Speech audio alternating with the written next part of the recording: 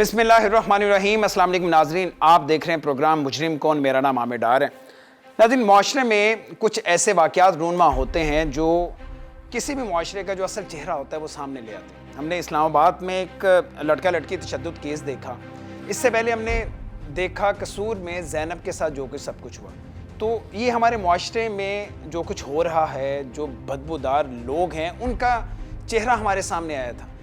अभी शायद बहुत कुछ देखना बाकी है, लेकिन जो मीनारे पाकिस्तान में आज़ादी के दिन हमने देख लिया, किसी भी कौम के लिए शायद इससे ज़्यादा बुरा दिन नहीं हो सकता। ये यकीनन एक ब्लैक डे था। आज़ादी का दिन तो था, लेकिन सयाह तरीन दिन था। एक खातून जो कि फ़ुटबॉल बनी हुई थी, कुछ 400 से 500 लोगों के दरमियान उसे बिल्कुल फ़ुटबॉल की तरह उछाला जा रहा था, उसके जिस्म को नोचा जा रहा था। ये सोचे बगैर और ये भूल कर कि इसी तरह की एक बहन हमारे घर में भी है, इसी तरह की एक माँ, एक बेटी हमारे घर में ही है, और हम बड़े गैरतमंद लोग हैं। जब इस तरह का वाक़या हमारी बहन को कोई आँख उठाकर देख भी ले तो हमारी गैरत जाग जाती है, लेकिन हम किसी की इज़्ज़त के साथ जब ये सब कुछ कर रहे होते हैं तो हमारी गैरत कहाँ होती है। इस मुआशरे ने यकीन करें कि हमें किसी काबिल नहीं छोड़ा, और इस वक़ूए ने हमें झंझोड़ के रख दिया। यानी अल्फाज ही नहीं बचते, कुछ कहने को बचता ही नहीं है कि हम क्या कहें इसके बाद। और अभी ये मामला हुआ तो उसके बाद और बहुत सारी वीडियोस जो और लोगों के साथ हुई हैं वो सामने आनी शुरू की। आयशा हमारे साथ मौजूद है, आयशा अकरम, उनके जो लीगल एडवाइज़र हैं हमारे साथ वो भी मौजूद हैं, और इनके जो पार्टनर हैं जिनके साथ ये टिकटॉक बनाती हैं, और इन दोनों को लेके बहुत सारी बातें सामने आ रही हैं कि शायद ये इनका आपस में क्या ताल्लुक़ है। अब जो भी ताल्लुक़ है हम इनसे वो ताल्लुक़ भी पूछेंगे। सबसे पहले मैं आगाज़ कर रहा हूँ आयशा से। आयशा, सबसे पहले तो आप ये बताएं, और आपसे बात करते हुए यकीन करें नज़रें झुक रही हैं, आपसे आंखें मिलाने को दिल नहीं कर रहा। जो कुछ हम सब ने, चूँकि हम इस माशरे का हिस्सा हैं, हम सब कहीं ना कहीं इस जुल्म में, इस जबर में साथ हैं। आपकी हालत कैसी है, आपकी सेहत कैसी है, आपकी ज़हनी हालत सबसे पहले बताएं कैसी है? जी, अल्लाह का करम है कि मैं दोबारा ज़िंदगी मुझे मिली और आप सबके सामने बैठी हूँ, और दोबारा आपके सामने मुझे बोलने का मौका मिला है।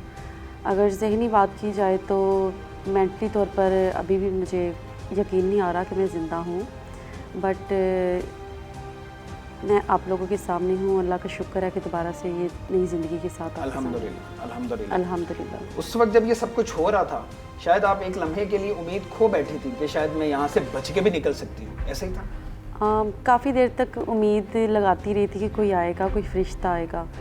तो एक वक्त आया था कि बिल्कुल उम्मीद छोड़ चुकी थी, और उम्मीद छोड़ते वक्त आखिरी सांस थी, आखिरी लम्हा था, अल्लाह से बातें कर रही थी। कहते हैं कि आखिरी वक्त में आपको ना बहुत सारी चीज़ें याद आ रही होती हैं। माँ भी याद आती है, अम्मी भी याद आ रही थी कि वो क्या माँ करेंगे। को पुकारा भी होगा, हाँ। चिल्लाई भी होगी, चीखी होगी कि माँ आके बचा ले मुझे। और जब आप कहते हैं कि जब आप मरने वाले होते हैं ना, तो आप एकदम से बहुत ताकतवर हो जाते हैं। आप एक दफ़ा अपनी हिम्मत दिखाते हैं, उसके बाद आप बेबस हो जाते हैं। और ये वक्त आया था, और आखिरी लम्हात थे, बात भी कर रही थी, अपना सब कुछ याद आ रहा था। अच्छा, ये उन लोगों के मुंह पे बहुत बड़ा तमाचा है जो ये कह रहे थे, ये आपकी बात कि मैं तो सोच के बैठ गई थी कि मेरे आखिरी लम्हात चल रहे हैं और मैंने इस दुनिया से चले जाना है, मैंने मर जाना है, और आप अल्लाह को याद कर रही थी, अपनी माँ को याद कर रही थी। उन लोगों के मुंह पे बहुत बड़ा तमाचा है जो ये कह रहे हैं कि ये सब कुछ स्क्रिप्टेड था, ये प्लान करके बुलाया गया था। चलिए ज़रा वो सारे सवालात हम शुरू करते हैं। सोशल मीडिया पे मैंने जिस तरह कहा कि बहुत सारी बातें शुरू होगी, अब मैं बहुत ज़्यादा उस तफसील पे नहीं जाऊँगा। सबसे पहले मुझे ये बताएं, ये वकूआ कितने बजे होता है? आप वहाँ पे कितने बजे पहुँचती हैं? आप वैसे रैंडमली जाती हैं? उस दिन सोच के गई थी कि मैंने मीनारे पाकिस्तान जाके अपनी टिकटॉक बनानी है, क्योंकि टिकटॉक तब बनाती हैं, आप स्टार भी हैं, और या आपने उस दिन अपने फ़ैन्स को पहले कहा था, क्योंकि बहुत सारे टिकटॉक स्टार्स अपने फ़ैन्स को बता देती हैं कि आज मैं फ़लाँ जगह जा रहा हूँ, तो जिसने मिलना है अब मुझे वहाँ आके मिल लें।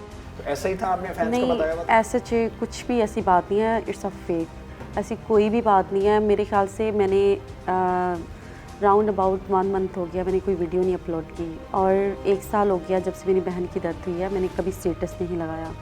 और मैं कौन सा इतना फेमस मतलब थी कि मैं अपने फैंस को बुलाऊंगी, और 2 साल हो गया मुझे काम करते हुए, आज तक मेरा नहीं ख्याल कि मैंने कभी शूट करने से पहले लोगों को बताया हो। और ये भी एक फ़ेक बात है कि मैंने लोगों को मतलब बताया होगा फैंस को, नहीं, आप फेमस तो थी, यही वजह है कि हजूम आपके गिर्द आके खड़ा हो गया, लोग आपके गिर्द आके खड़े हो गए, लोग आपके साथ सेल्फीज ले रहे थे। बिल्कुल, तो ये फेमस बात तो आप थी, या उस दिन लोगों ने सिर्फ एक लड़की को देखा और तैयार हुई है और ये टिकटॉक बना रही है तो लोग आके खड़े होना शुरू हो गए, या फैंस थे वो सारे? पहले तो ऐसे लगा कि जैसे फैंस है, जैसे भाग कर आ रहे थे, सेल्फीज ले रहे थे, फैंस की हद तक तो बात ठीक थी, लेकिन एकदम से जब प्रेशराइज हजूम आ गया, उससे कुछ समझ में ही नहीं आया कि ये सब क्या हो रहा है। आपकी उन सेल्फीज पे भी बहुत सारे एतराज़ात उठे, अब ज़ाहिर है वो वीडियोस सामने आ रही हैं, उस दिन की भी, इस वकूए से चंद लम्हे पहले, तो उन सेल्फीज पे बहुत सारे एतराज़ात उठ रहे हैं कि आप इस तरह से फैंस के साथ और इस हालत में, अब लोगों को पता नहीं उसमें क्या एतराज़ात नज़र आ रहे हैं। मुझे तो उन कपड़ों में कोई मसला नज़र नहीं आया, और आपके जितने भी टिकटॉक्स देखी हैं उनमें किसी में भी आपकी ड्रेसिंग पे मुझे तो कोई मसला नज़र नहीं आया, जिस तरह आम तौर पर हमारे माशरे में टिकटॉक स्टार्स कपड़े पहनते हैं। तो सेल्फीज पे भी ये एतराज़ था, ऐसी कौन सी सेल्फीज आपने ली थी उन लोगों के साथ? एक्चुअली अगर ड्रेसिंग की बात की जाए तो मैंने प्रॉपर शलवार कमीज़ पहनी थी, जो कि मेरा कौमी लिबास है, और आप देखें कि टिकटॉक पे कितनी वल्गर ड्रेसिंग लड़कियां करती हैं, और उनको 20-20 मिलियंस पर भी ले जाने वाली हमारी ये पब्लिक है, ये लोग हैं।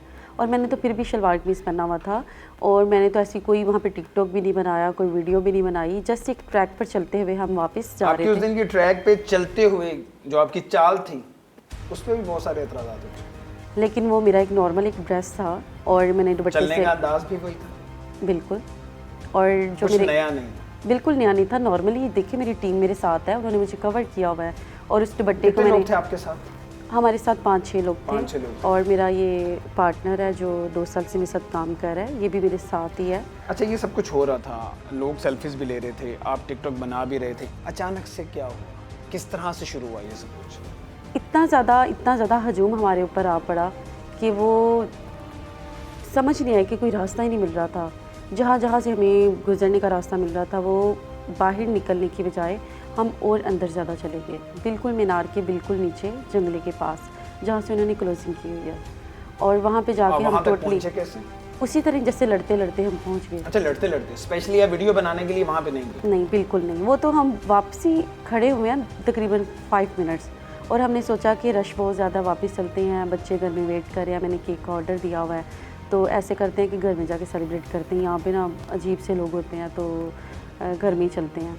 और ऊपर से गर्मी इतनी ज़्यादा थी, और वापसी उसी ट्रैक पर वापस आ रहे हैं। हमारा जो कैमरामैन है वो हमारे फ्रीली मोमेंट्स की बनाता रहता है, उठते बैठते खड़े होते रैंडमली वो वीडियोस हमारी बनाता रहता है, और उसी वापसी पर मेरी टीम मेरे साथ है और वीडियोस बना रहे थे।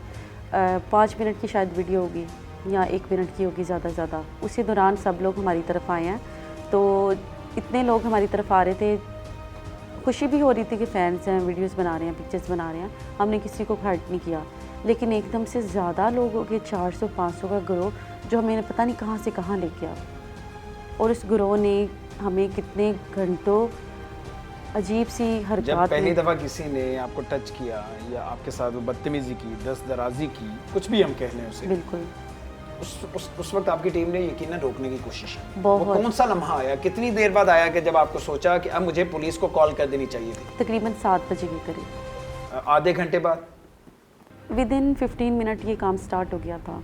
अच्छा, और उसमें ये है कि तकरीबन 7 बजे के बाद 15 पे कॉल भी हमने की थी। अच्छा, आपने अपने नंबर से की? मैंने नहीं की, मेरे पास तो सब कुछ छीनते जा रहे थे ना, उस वक्त मेरा दुपट्टा भी छीन लिया गया था, जूता भी उतार लिया गया था, और वहाँ से हमने मतलब भागने की काफ़ी कोशिश यानी की। आपने जो ज्वेलरी पहनी हुई थी वो भी, आपका फ़ोन, आपका दुपट्टे, आपके कपड़े तक, आपका दुपट्टा, जूते, सब कुछ जो उनके हाथ में लगा, सब कुछ उन लोगों ने उतार लिया या खींच लिया? बिल्कुल। तो फ़ोन आपकी जो 15 पे कॉल की गई वो आपकी टीम मेंबर ने की? जी, मेरे टीम मेंबर ने कॉल। पहली कॉल कितने बजे की? तकरीबन 7 बजे के बाद। 7 बजे की। क्या रिस्पांस मिला? फ़ोन उठाया 15 पे जब कॉल की बात हुई? ये रैम्बो ही बताएगा आपको क्योंकि उसने अच्छा, कॉल किया। रैम्बो का मैं तारुफ करवा दूँ। रैम्बो भी बड़ी टिकटॉक पे मशहूर शख्सियत है और ये टिकटॉक के स्टार हैं, गुजरात से इनका ताल्लुक़ है और आयशा के साथ मिलके ये टिकटॉक बनाते हैं। और ये वही रैम्बो है जिनके बारे में कहा जा रहा है कि इनके हस्बैंड हैं और न जाने कौन कौन से ताल्लुकात ज़ाहिर किए जा रहे हैं। तो ये रैम्बो से खुद ही पूछ लेंगे हम कि क्या ताल्लुक़ है इनसे और इनका रिश्ता क्या है और ये क्या समझते हैं इन्हें, वो हम बाद में पूछते हैं। रैम्बो, कितने बजे आपने कॉल की सबसे पहले? मैंने कॉल की थी तकरीबन 7 बजे के बाद 7 बजे। और मैंने 15-20 कॉलिंग की थी और 2 कॉल उन्होंने मेरी रिसीव हुई। एक खातून ने उठाई है, एक जेंट्स ने। तो उन्होंने ये बोला कि हम आ रहे हैं, ठीक है। आपने ये सारा वाकया बता दिया? अब मैंने बता दिया, मैंने वहाँ पे वो चिल्लाकर ही बोला हूँ कि सर जल्दी आइएगा प्लीज़ हेल्प, कि यहाँ पे हमारे ऊपर कोई इस तरह से लोग हमें तंग कर रहे हैं, परेशान हैं, लड़की को टॉर्चर कर रहे हैं।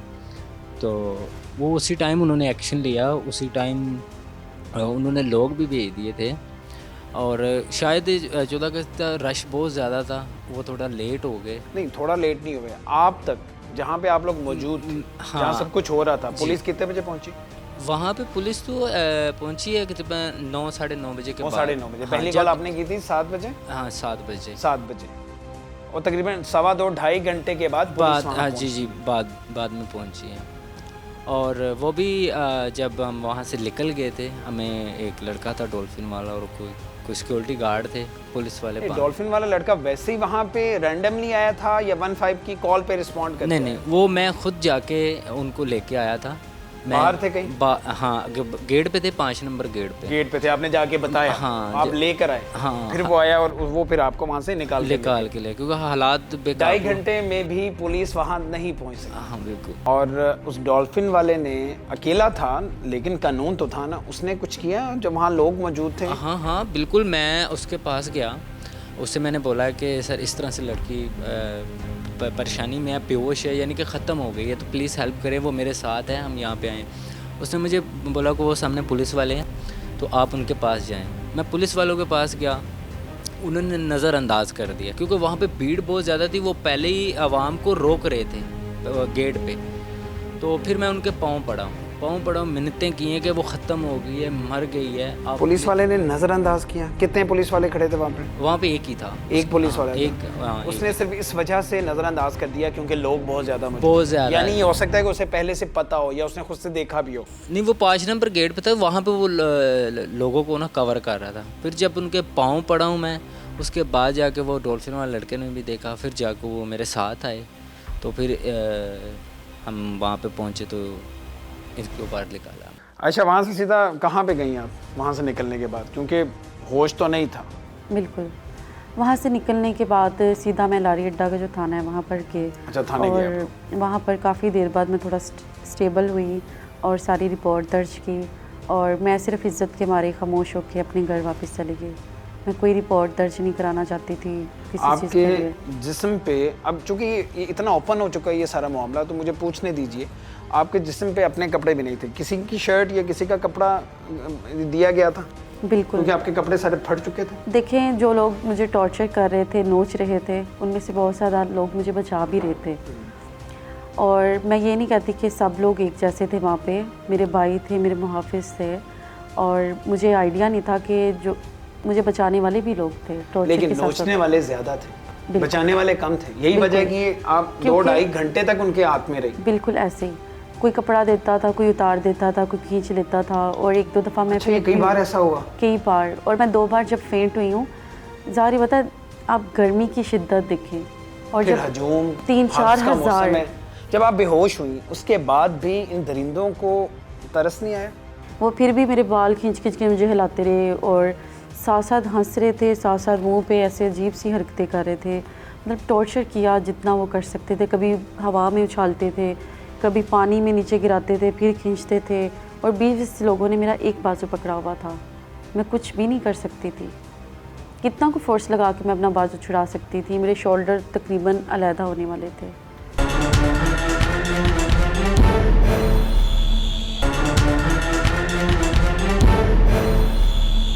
ये बड़ा इंपॉर्टेंट सवाल है क्योंकि एफआईआर बहुत लेट इसकी दर्ज हुई है। तो लोग ये पूछ रहे हैं कि एफआईआर लेट क्यों दर्ज हुई है? क्या आपने कंप्लेंट लेट की है या आपने कंप्लेंट कर दी थी और पुलिस ने रवायती हरदर्मी का सबूत देते हुए और 3 दिन बाद एफआईआर दर्ज? मैंने कोई रिपोर्ट दर्ज नहीं कराई थी और मैं कराना ही नहीं चाहती थी। तो पुलिस ने जब खुद आपको वहाँ से रेस्क्यू किया तो पुलिस ने कहा नहीं कि इतना जुल्म हुआ है? वो चारे भेड़िए थे जिन्होंने आपको नोचा है, आपके कपड़े सब कुछ फटे हुए हैं, आपके अपने जिस्म पे कुछ भी नहीं है आपका, आप जो घर से पहन के आई थी। तो पुलिस ने कैसे इग्नोर कर दिया अगर आप चली भी गई? उन्होंने सब कुछ मेरी मर्ज़ी के मुताबिक किया कि बेटा आप कराना चाहते हो या नहीं। मैंने ही कहा सर मैं नहीं कराना चाहती, मैं कोई इशू नहीं बनाना चाहती, मैं मेरी ज़िंदगी बच गई है, मुझे इससे ज़्यादा कुछ भी नहीं चाहिए। मैं खामोश होकर घर चली गई। रात सारी सोचती रही, कभी उठती थी, कभी डर जाती थी, और उस दिन से लेके अभी तक खाना नहीं खाया जा रहा। तो सुबह जब मैं मतलब देखा ख़ुद को तो मेरा बिल्कुल सुसाइड का मूड था। इतने निशानात खुद को देखकर बर्दाश्त नहीं हो रहा था, और बिल्कुल सुसाइड का प्लान बनाया। और रैंडमली मैंने कहा नहीं, मुझे जीना चाहिए, मुझे ज़िंदगी में शुरू करूँगी। मैं कैसे, ठीक है किसी को नहीं पता चला, बात ख़त्म हो गई। और जिस पाकिस्तान, जिस रियासत मदीना की मैं बेटी हूँ, मैं नहीं चाहती थी उसका नाम ख़राब हो, और कोई भी कह दे कि मैं अपने ही मुल्क में, अपने ही पाकिस्तान में सेव नहीं हूँ। मैंने ये चीज़ें सारी सोचकर एक तरफ तो सुसाइड करना चाहा, एक तरफ सोचा मैं चुप कर जाती हूँ।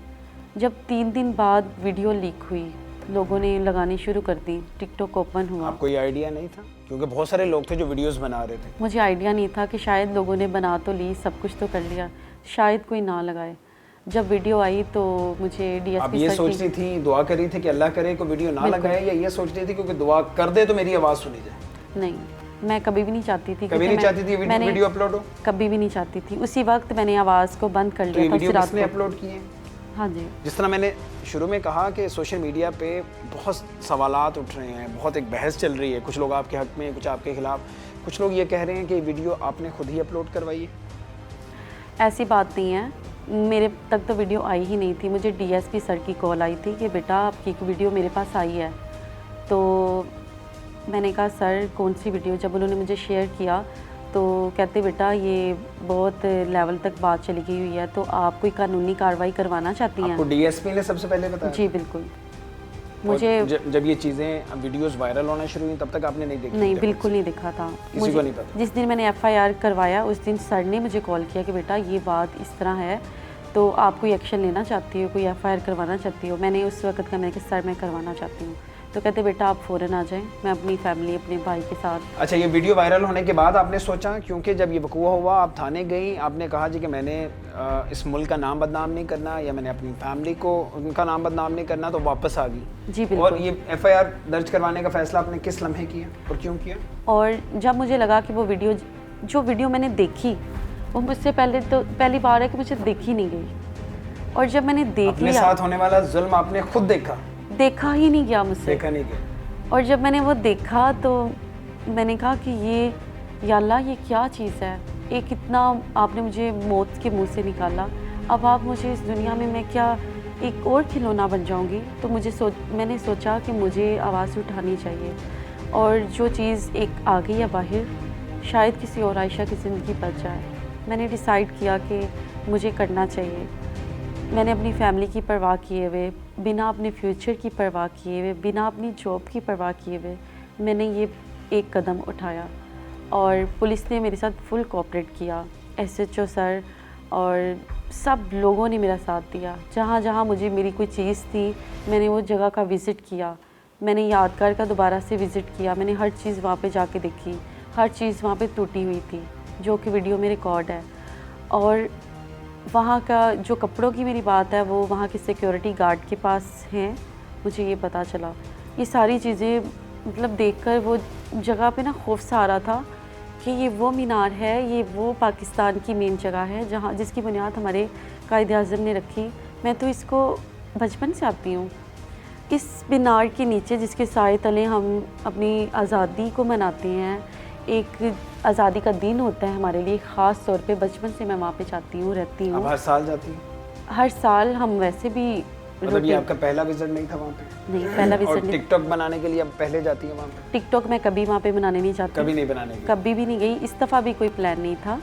तो रैंडमली हम जैसे पहले जाते हैं उसी तरह मैं अपनी गई हूँ, अपने भाइयों के साथ, अपने पापा के साथ बचपन से जाती रही हूँ। लेकिन ये इस तरह की दरिंदगी, इस तरह की चीज़ मेरे जहन में भी नहीं था। अच्छा, आपको नहीं लगता कि ये वीडियो सामने ना भी आती, अब जो जुल्म आपके साथ हुआ था, आप पढ़ी लिखी हो, बाशऊर हो, तो ये वीडियो सामने ना भी आती तब भी आपको स्टैंड लेना चाहिए था, तब भी आपको खड़े होना चाहिए था और डट के खड़े होना चाहिए था जिस तरह आप अब खड़ी हुई हैं। और ये जो मुल्ज़िमान हैं और ये दरिंदे हैं इन्हें बेनकाब तब भी करना चाहिए था आपको। एक्चुअली सिचुएशन मेरी इस तरह की हो गई थी नेक्स्ट डे कि नेक्स्ट डे तो आप बड़ी अच्छी तस्वीरें अपलोड कर रही थी, वो क्या? बिल्कुल, मैंने अपनी रैंडमली एक पिक्चर अपलोड की थी, अपने आप को समझाया था कि जैसे मैं ऑलरेडी पहले पिक्चर्स अपलोड करती हूँ मैं उसी तरह ही करूँगी। मतलब इतना बड़ा हादसा होने के बाद सब कुछ अगले उसको दिन बुला आपने कर बिल्कुल नॉर्मल होके वो बिल्कुल वीडियो अपने आप को नॉर्मल किया, फोटो अपलोड किया आपने? जस्ट अपनी मामा के लिए, अपनी फैमिली के लिए, कि उनको ये फील ना हो बहुत बहादुर है आप पे। कि उनको ज़रा भी फील ना हो कि हमारी बेटी के साथ इतना बड़ा इंसिडेंट हुआ है और वो कमज़ोर होकर बैठ गई है। लेकिन आपकी इस वीडियो को और इस फोटो को अपलोड होने की वजह से लोग ये कह रहे हैं कि एक दिन पहले जो कुछ हुआ वो सारा शायद प्री प्लान था, आपने खुद सब कुछ करवाया, लेकिन ज़्यादा हो गया, लेकिन लोगों को आपने खुद बुलाया और आपने कुछ हरकत वहाँ पे ऐसे की कि लोग हमारे माशरे में, आपको पता है पहले ही, ख़ासतौर पे इस एज ग्रुप के लोग, और उसका सबूत सबसे बड़ा ये है कि अगले दिन आप बिल्कुल नॉर्मल थे, लोग कह रहे हैं। ये सब फेक बातें हैं। देखिए सोशल मीडिया का दौर है कि अगर मैंने बुलाया भी है तो मैंने उन्हें ये तो नहीं बुलाया कहा था था, आपने वैसे? नो, ये फैंस को कॉल की हुई थी कि मैच फलाने का बिल्कुल पूछने मीनारे नहीं, पाकिस्तान ना जा मैंने कोई ऐसा मैसेज छोड़ा है, ना मैंने ऐसी कोई वीडियो बनाई है। और ये मेरा चैलेंज है सबको, कोई भी इस तरह का कोई वोकल कोई वीडियो मिलती है तो प्लीज़ मुझे दिखाई जाए। मैं कॉन्फिडेंट हूँ अपने आप पर और मैंने ये कभी भी नहीं किया इस तरह का। दूसरी बात कि ड्रेसिंग की अगर बात की जाए तो मेरा एक प्रॉपर ड्रेस था, पाकिस्तानी कौमी इस लिबास मुकवे से था। पहले आपके फॉलोअर्स कितने थे? 1 लाख 1 लाख। ये इस पे टिकटॉक पे बिल्कुल। अब ये टिकटॉक 8 लाख हो चुके हैं। आई डोंट नो, अच्छा, लोग ही बता रहे हैं, कह रहे हैं मैंने 8 ओपन लाख नहीं हो किया, चुके मैंने ओपन ही नहीं किया, दिल हैं। अच्छा, ही आपने नहीं किया ओपन ही नहीं किया अभी तक। लेकिन आपकी टीम मेंबर्स की तरफ से कहीं से पता तो चल ही जाता ना कि फॉलोअर्स जितने बढ़ गए हैं। लोगों को इस पे भी एतराज़ है, लोग ये कह रहे हैं कि असल मकसद ये था, अचीवमेंट जो आपने हासिल करनी थी वो ये थी, आपके फॉलोअर्स बढ़ जाएं। देखिए फेम अगर मैंने लेना होता ना तो मैं 14 अगस्त की रात को ही ले लेती। मैं FIR सबसे पहले दर्ज कराती। मैंने FIR में केस करना ही नहीं चाहती थी, तो ये किस तरह का फेम हुआ? खुदा करे कि ये फेम कभी किसी बेटी को ना मिले। ये लोग अजीब से क्वेश्चंस कर देते हैं, क्या मैं किसी की बेटी नहीं? ऐसा फेम जो मेरे ख्याल से कभी भी कोई औरत नहीं चाहेगी, और लोग अजीब सी बातें करते हैं। फेम, ये क्या फेम है? अब ये सब कुछ मीडिया पे देख रही हैं, एटलीस्ट सुन रही हैं आप कि जो लोग आप पे, आपके किरदार पे उंगलियां उठा रहे हैं इस सारे वक़्क़े के बाद, मेरे पास और सब- अपनी आंखों से देखने के बाद भी आपके किरदार पे उंगलियां उठा रहे हैं। देखें, आज अगर एक लड़की ने इस चीज़ को हलफ लिया है, उठाई है बात, तो मेरे ख्याल से उस लड़की का साथ देना चाहिए, क्योंकि वीडियो से साफ जाहिर हो रही है हर चीज़, हर बात, कि मेरे हाथ में ना तो कोई इंडियन झंडा था, ना मैंने कोई वल्गर ड्रेसिंग की हुई थी, ना मैंने फ्लाइंग किस अपनी की जगह थी। का इंतखाब ठीक किया। देखिए, मैं बचपन से अपने पापा के साथ आती हूँ, वहाँ पर भाइयों के साथ आती हूँ, अटकेलियाँ करते हुए आती हूँ, सारा कुछ है। मुझे लगा सब मेरे भाई हैं, सब मेरे मुहाफिज हैं। और इससे पहले कभी आपके साथ इस तरह की कभी बदतमीजी भी नहीं हुई कहीं पे भी? बिल्कुल। और मैं पैंट शर्ट्स भी पहनती हूँ, वेस्टर्न ड्रेसेस भी करती हूँ। और उस दिन तो मेरा एक दिल था, मैंने शलवार पीस पहना हुआ था और पता नहीं दिल में एक अजीब सा कुछ हो रहा था, मैं एक्सप्रेस नहीं कर सकती कि मैं अभी 5 मिनट भी नहीं खड़े हुई तो मेरा दिल किया कि मैं अभी वापस चले जाऊँ, घर चलते हैं, घर एंजॉय करते हैं। और गर्मी जो है ना मुझसे बर्दाश्त नहीं होती, तो वो बस मैं अपने पार्टनर को भी बोली थी कि चलते हैं। लोगों ने हमें 5 मिनट के अंदर वापस ही नहीं आने दिया। आपने सोचा हुआ था कि इस इंसिडेंट की वजह से आपके साथ तो जो हुआ वो हुआ, उसकी हम अल्फाज ही नहीं है मजम्मत करने के लिए, लेकिन आपने सोचा हुआ था कि इतना बड़ा मसला बन जाएगा, ये एक दुनिया में ये मसला बन जाएगा, यानी पाकिस्तान से बाहर इस पे बहस हो रही है, वेस्टर्न मीडिया इस पे बात कर रहा है, इंडियन मीडिया इस पे बात कर रहा है, पाकिस्तान से बाहर सब जगह इस पे बहस हो रही है। सोचा हुआ था ये इतना बड़ा मसला बन जाएगा? मैंने तो वहाँ जाने से पहले ये बात सोची भी नहीं थी कि मेरे साथ ये होगा। और अगर ये इतनी बड़ी बात हो गई कि जिस तरह जो मेरे साथ हो रहा था ना, वो मौत से कम नहीं था। और कह रहे हैं कि सारी ये जो पाकिस्तान से बाहर ये इस तरह सारी वीडियो गई है, इस सारी बदनामी की जिम्मेदार आप हैं। देखिए, एक लड़की ने अपने आप को सुसाइड करने की कोशिश कर ली, FIR नहीं कटवाई, उस बात को दबा दिया इज्जत की खातिर।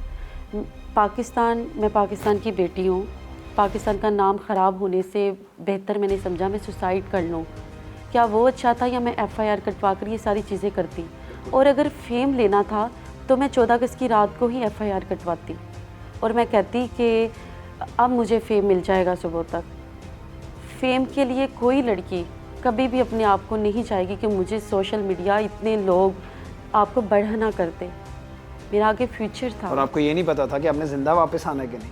फेम के लिए कोई अपनी ज़िंदगी दाव पे तो नहीं लगा सकता। खुदा ऐसा फेम कभी किसी बेटी को ना दे। और जितना मेरा फेम था मैं उसमें बहुत खुश थी। मुझे अच्छे लफ्ज़ों में याद किया जाता था, अच्छे लोग थे, लेकिन मैंने कभी भी शॉर्ट वे कभी यूज़ नहीं किया। और ये जगह ने मुझे इतना बड़ा सबक दे दिया, इतनी बड़ी मौत दे दी कि मेरे पास कुछ ऑप्शन ही नहीं बचा। अच्छा, इस सारी जो सब कुछ हुआ इसका जिम्मेदार आप किसे समझती हैं? अब कुछ जिम्मेदारान को सज़ा मिली है, अब वो सज़ा ठीक है या गलत है उस पर भी बात हो रही है। DIG ऑपरेशंस हैं, फिर जो SSP ऑपरेशंस हैं, फिर SP हैं मुतल्लिका, फिर DSP हैं, SHO हैं, इन सब को मुअत्तल कर दिया गया है, इन्हें फारिग कर दिया गया है। तो आप समझती हैं कि ये एक्शन ठीक था? इससे हमारी पुलिस का जो मोराल है वो तो कमज़ोर नहीं होगा, कम नहीं होगा? या आप समझती हैं हाँ ठीक है, इन लोगों ने अपनी ड्यूटी सही नहीं की, इन लोगों ने टाइम पे नहीं पहुंचे, इन लोगों ने जो करना चाहिए था, जो इनकी जिम्मेदारी है वो अदा नहीं की, तो जो हुआ है बिल्कुल ठीक हुआ? नहीं, मेरे साथ पुलिस ने फुल कोऑपरेट किया है और हर जगह पर, हर मौके पर उन्होंने मेरा साथ दिया है। अब 2.5 घंटे अगर पुलिस हमारे पास नहीं आई तो रैंडमली उन्होंने मूवमेंट वहाँ पे की होगी और जितना ज़्यादा क्राउड था उन्हें नहीं पता चला होगा। लेकिन मैं इस चीज़ का उन्हें दोष नहीं देती, लेकिन जिस तरीके से उन्होंने मुझे आकर बचाया, आखिर वो हमारे मुहाफिज हैं, उन्होंने ही ये मुझे सारे बताया। अफसरान जिन लोगों को मुअत्तल किया गया है, नौकरी से निकाला गया है, ये सारे आपसे आके मिले भी, इन सबको निकाल दिया गया है। आप समझती हैं ठीक किया CM साहब ने? मेरे क्योंकि ख्याल ये आपकी वजह से, आपकी वजह से मुराद कि इस इंसिडेंट की वजह से होगा। बिल्कुल। मैं इतना कुछ तो नहीं जानती, लेकिन जो मेरे साथ हुआ अभी मैं उस चीज़ से बाहर नहीं निकल पा रही। मुझे नहीं पता क्या हो रहा है, क्या नहीं हो रहा। मेरे लिए सब काबिल एहतराम है और मुझे इतना पता है कि वहाँ से निकलने के बाद मुझे बचाने से लेकर थाने तक और अभी तक पुलिस ने मेरा प्रॉपर साथ दिया है। मेरे सर पर हाथ रखा है, मुझे हर जगह से मुझे सपोर्ट किया, मेरे साथ रहे हैं वो। मैं उन्हें दोषी नहीं ठहरा सकती।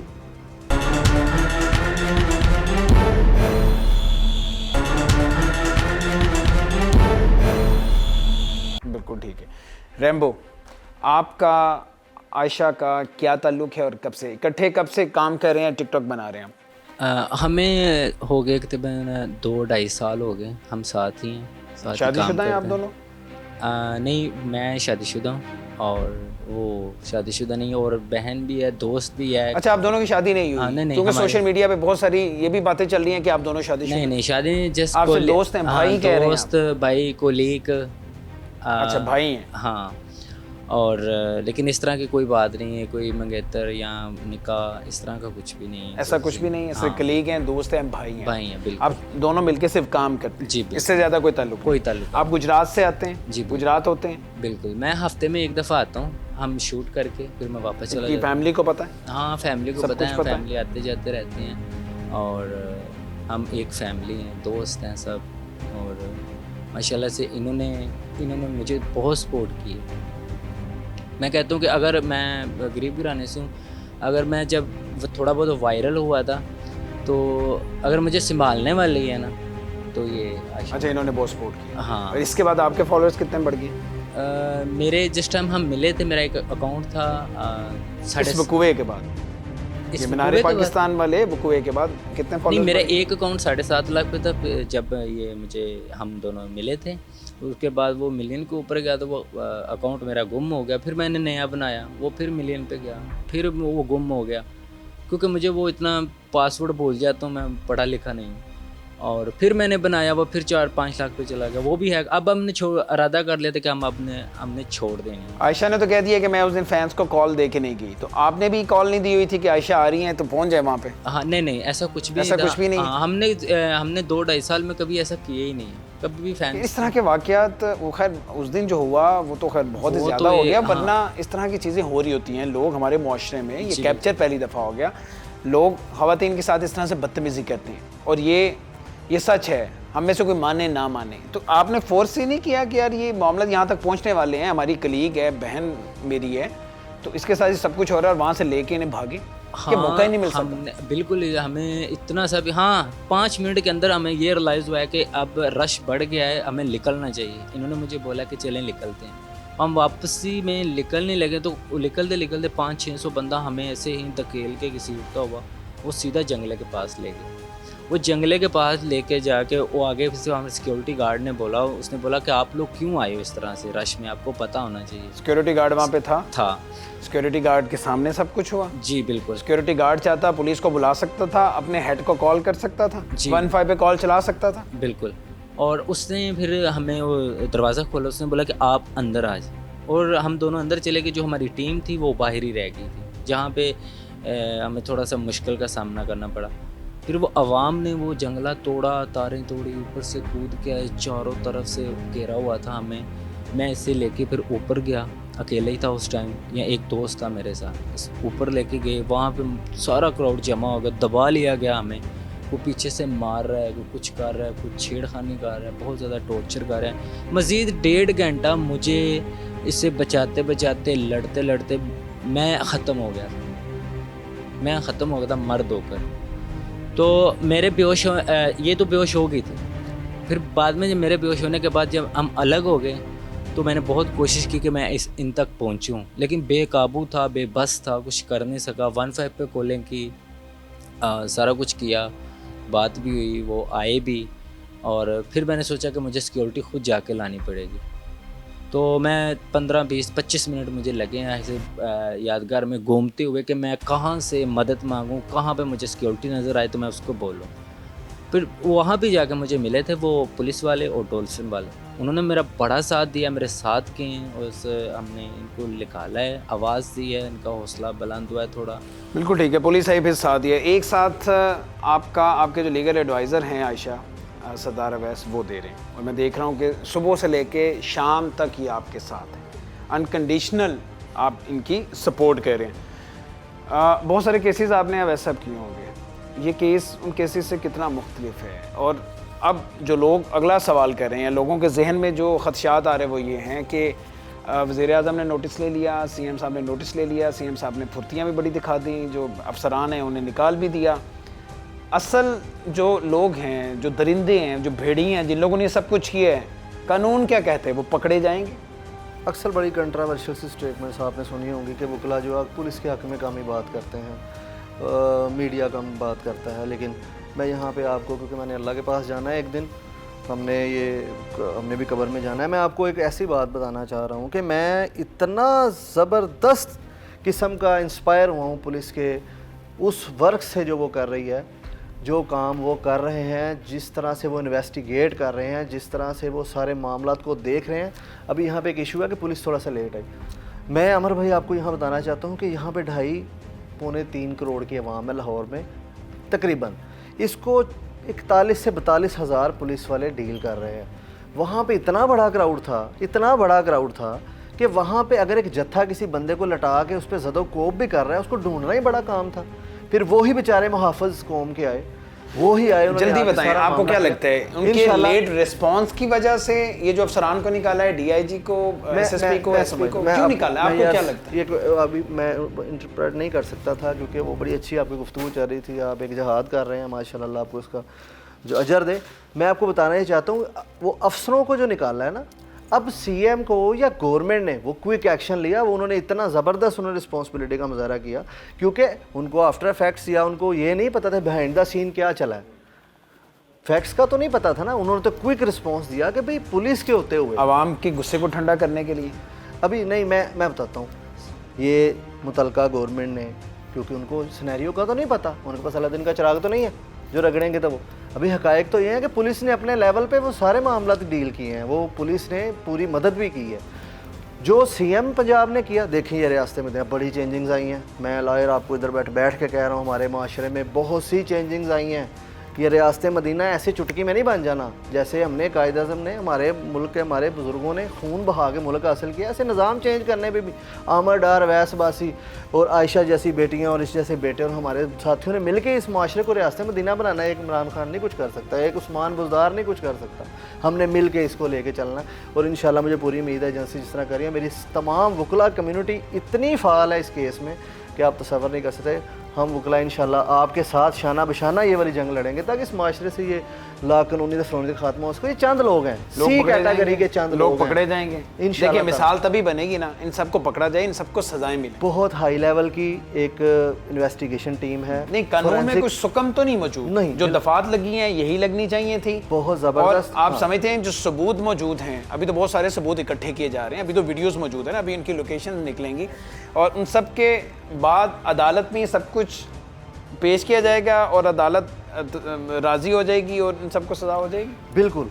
अभी जिस तरह का ये सिनेरियो बना है, ये तो हमारी हिस्ट्री में आज तक ऐसा नहीं हुआ। बड़ा ज़बरदस्त किस्म का इन्वेस्टिगेशन का निज़ाम चल रहा है। एफआईआर बड़ी ज़बरदस्त हुई है। अभी वो वाला काम नहीं है, ये आप इस टाइम जिस दौर में फिर रहे हैं, पुलिस बड़ी माशाल्लाह ज़बरदस्त उनका निज़ाम हो चुका है। अब आप देखें इतना ही ज़बरदस्त निज़ाम है तो इतने अफसरान को क्यों निकाल? मैं बताता हूँ आपको, वही अर्ज़ करना चाह रहा हूँ। अभी फोरेंसिक इन्वेस्टिगेशंस होंगी, अभी साइबर क्राइम को तो सॉरी मैं अभी इसकी क्या होगी, इसकी फोरेंसिक होगी। फोरेंसिक में वो जो पिक्स आई हैं उनके बारे में नादरा से वो रिलेट करेंगे, उन बंदों को पकड़ेंगे। काफ़ी सारे लोग अरेस्ट भी हुए हैं, अंडर इन्वेस्टिगेशन है। बड़ी बारीकी से मामले यहाँ पे तो हमारी मिल्लत अभी आयशा ने सबको पहचानना है, हाँ, आइडेंटिफाई करना है। अभी उनकी लोकेशंस निकलेंगी। आयशा उस वक्त इतनी होश थी क्योंकि आपका आइडेंटिफाई करना बहुत इंपॉर्टेंट है, शायद सबसे इंपॉर्टेंट है। तो आप उन सबको आइडेंटिफाई कर सकती हैं अपनी आंखों से, क्योंकि आप तो बेहोश भी हो चुकी थी और जो हालत था, आपको तो कोई फेंक रहा था, कोई उछाल रहा था, आपको कोई बाजू खींच रहा था, कोई पानी में फेंक रहा था। आप किस तरह से आइडेंटिफाई कर सकती हैं? एक्चुअली इतना सब कुछ हुआ, उनमें से कुछ ऐसे लोग तो थे ना जो मुझे मेरे व्यू साइट पे मेरे सामने बिल्कुल आए, जिनको मैंने अपनी आंखों से नक्श कर गए होंगे आपके जहन में। बिल्कुल। और जो वो मुसलसल कितने होंगे? दो चार दो को तो मैंने बिल्कुल एग्जैक्टली परफेक्टली मतलब ओके कर दिया हुआ है। हाँ। और उसको जब मैंने थप्पड़ मारा था तो वो आगे से हंस रहा था। और जो दूसरे वाला है वो ये मुसलसल थप्पड़ आपने कब मारा? कि जब वो मुझे टॉर्चर कर रहा अच्छा, था उसी दौरान? बिल्कुल। अच्छा, और अपने मतलब डिफेंस में, सेल्फ बिल्कुल मैंने मारा। और मेरा जूता था वाइट कलर का, मैंने जूता भी मारा हुआ है। जूता मार रही थी हील वाला, जिसको जो मुझे गलत हाथ लगा रहा था। दूसरी बात ये कि एक और आदमी है जो मुझे साथ साथ कह रहा था तुम यहाँ पे क्यों आई हो, तुम यहाँ पे क्यों आई हो, किसके लिए आई हो, किसके साथ आई हो। साथ साथ वो टॉर्चरिंग कर रहा था। एक उसका चेहरा मेरी आंखों में बस चुका हुआ है और एक वो, मैंने उनको पहचान भी लिया। बट या सब ये चेहरे ख़ास तौर पे आपके सामने आ जाएं, क्या करेंगे आप इनके साथ? मुझे तो कुछ समझ नहीं आ रहा, शायद मैं ही नोच डालूँ उनको। जो कंडीशन याद आती है ना, मैं अभी भी कांप जाती हूँ। और खुदा ना करे कभी किसी की बेटी के साथ, किसी बहन के साथ, किसी माँ के साथ भी ऐसा हो। आखिर में इस वकूए को लेके आप किसी के सामने, जो लोग प्रोपेगेंडा कर रहे हैं आपके ख़िलाफ़, आपको मैसेज, कोई पैगाम देना चाहिए? फ़ोरम आपके पास। सबसे पहले मैं वज़ीर आज़म इमरान खान से अपील करती हूँ कि आप सबसे पहले मेरी प्रोटेक्शन, तहफ़्फ़ुज़ के लिए मुझे प्रोटेक्शन दें। और मैंने जो ये कदम उठाया है ताकि कल को फिर से एक आयशा, आज अगर मैं सेव हूँ तो कल को फिर एक आयशा उठेगी और फिर एक और आयशा उठेगी। और मुझे लगता है कि काफ़ी हद तक ये सिस्टम, ये ज़्यादतियाँ, ये जुल्म ख़त्म हो जाएगा। और दूसरी मेरी ख्वाहिश ये है कि सिक्योरिटी को हर जगह पे टाइट किया जाए, पार्कों में ख़ास तौर पे फैमिलीज़ को अलाउ किया जाए और मुझे उन्हें इंसाफ इनकरेज चाहिए। किया जाए कि वो जाएं। आपको पता है कि इस वाक़े के बाद ख़वातीन घर से बाहर निकलते हुए घबरा रही हैं, वो सोचती हैं कि अब हमने घर से बाहर नहीं निकलना है, जिस तरह की और बहुत सारी वीडियोज़ आ रही हैं। तो आप उन्हें क्या पैगाम देंगी? आपने ये तो कह दिया कि सब जगह सिक्योरिटी बेहतर की जाए और ख़वातीन को कहा जाए कि अब लोग घरों से निकलें। हमने इसे अफ़गानिस्तान नहीं बनाना है कि ख़वातीन ना निकलें, ये पाकिस्तान है, यहाँ पर ख़वातीन निकलती हैं और यहाँ पे औरतों के उतने हकूक़ हैं जितने मर्दों के हैं और उतनी ही सिक्योरिटी होनी चाहिए जितनी मर्दों की हैं। तो क्या पैगाम देंगी इस चीज़ को? अगर मैं ये इस टॉपिक पे बात करूँ तो मैं खुद बहुत ज़्यादा डरी हुई हूँ। मुझे खुद नहीं पता था कैसा हो जाएगा। मैं भी एक नॉर्मल पाकिस्तान की बेटी हूँ और अपनी उस पॉइंट पर 14 अगस्त को मनाने गई थी। मुझे खुद भी आइडिया नहीं था, लेकिन पाकिस्तान की फ़ीमेल्स बहुत ब्रेव होती हैं। और अगर मैंने ये कदम उठाया है तो मैंने आप लोगों की सेफ्टी के लिए, ताकि आपकी बेटियाँ, आपकी बहनें फ्रीली मूवमेंट कर सकें, इसी हवाले से मैंने ये कदम उठाया। और ये आप सब के लिए मैंने किया है, बिना अपने फ्यूचर की परवाह किए, बिना अपने घर की परवाह किए। और ये मैंने जो कदम उठाया और फॉलोअर्स के लिए नहीं और पैसों के लिए नहीं या किसी मादी मकसद या मुफाद के लिए आपने ये किसी कदम नहीं मफाद उठाया? के लिए, किसी पैसे, किसी शोहरत के लिए नहीं। पहली बात तो खुदा ऐसी शोहरत किसी बेटी को ना दे, किसी बहन को ना दे। अगर मैंने शोहरत लेनी होती तो मैं 14 अगस्त की रात को ही FIR कटवा देती। अगर मुझे पैसे का होता, लालच होता, तो मैं इमरान खान से अभी भी मिलकर या किसी से भी मिलकर ये इसका बेनिफिट ले सकती थी, क्योंकि अभी भी मुझे बहुत ज़्यादा ऑफर्स हो रही हैं। लेकिन नहीं, मैं पैसों की ऑफर्स भी हो रही? बिल्कुल। और आपने मैं अभी तक कोई ऑफर कबूल नहीं की? मैं पाकिस्तान की गद्दार बेटी नहीं हूँ। मैं एक सच की छोटी सी एक जंग कहीं से आपको पैसे की ऑफर आए, आप नहीं लेंगी? नहीं, बिल्कुल नहीं लूँगी। मैं गद्दार नहीं हूँ। हाँ, अगर जैसे कि मैं भी अपने जिस इलाके से, जिस घर से बिलोंग करती हूँ, अगर जैसे NGOs हैं हेल्प करना चाहे, जैसे मेरी भी अपनी ख्वाहिश है कि मैं भी हेल्प करूँ। अगर तो आपको वो पैसे मिलते हैं, मैं आसान कर देता हूँ, वो पैसे आप लोगों की फलाह व बहबूद के लिए खर्च करें। बिल्कुल ऐसी बात है, बच्चों की स्टडी के लिए, इन चीज़ों के लिए। अल्लाह का शुक्र है मेरी अच्छी, मैं जो भी हूँ। और मेरा मैसेज है कि आप सब फीमेल्स के लिए मैंने ये कदम उठाया है, आप लोगों की फ्रीली मूवमेंट के लिए, कि आप आज़ादी से घूमें। आप आज़ाद रियासत में रहते हैं। एक्सीलेंट आयशा, मैं भी आज़ाद रियासत में हूँ। बहुत शुक्रिया आपका, आपका भी सरदार साहब, आपका भी रैम्बो, आपका भी। और कहने को कुछ बचा नहीं है, इस दुआ के साथ कि बेहतरी आए। हम सब इन इश्यूज़ को हाईलाइट करते हैं, कोशिश सिर्फ उसके पीछे नीयत ये होती है कि शायद वो लोग, वो भेड़िए जो इस जहनीत के हैं, वो सबक सीखें। अल्लाह करे कोई बेहतरी आए। और इसके अलावा ये सारी प्रैक्टिस करने का, ये सब कुछ करने का और कोई मकसद नहीं है। इजाज़त दीजिए, अल्लाह हाफ़िज़।